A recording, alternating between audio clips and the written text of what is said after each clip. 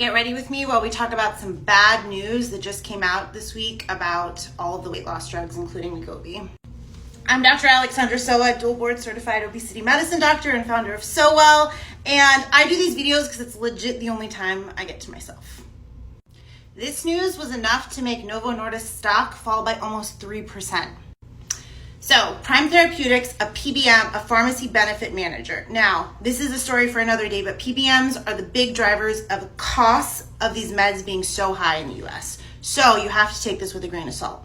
But Prime Therapeutics looked at, I think, 4,000 people who had insurance coverage of Wegovy and found that at 1 year, 2/3 of them were no longer taking the medication. So why is it bad? Because this study and what they released is really focused on money. So if you read in the article here, the cost of care jumped by nearly 60% to $20,000 for each patient who was on these meds. And that seems legit because these meds are expensive. But the people who didn't take it saw a decrease by 4% on average during the same period.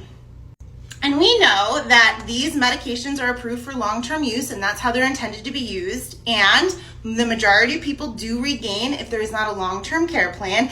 And the biggest problem with this hypothesis of increased cost is that we don't see the decreased cost to the healthcare system from obesity in the first year. We see it years down the line when we decrease rates of diabetes, heart disease, cancers, all the things that we know are associated with obesity. So I think this is something we all need to look out for because we're going to be seeing this more and more, where insurance companies, PBMs, the people who make the profit are going to be saying, oh, really, we're not seeing any cost savings, and so we shouldn't even cover these things in the first place. But the biggest problem with this study, in my opinion, is that they didn't even look at why people stopped the medication. I'd really like to hear from you if you stopped before a year and why. I hypothesize a few things. One, copays and deductibles got too much.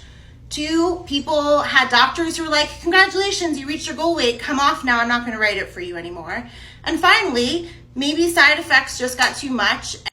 But if you've had success on any of these medications and are hoping for continued coverage, more universal coverage, more affordability, you need to keep sharing your story because people who make the profit are going to keep coming out with studies like this, and they're really going to threaten universal coverage of these medications.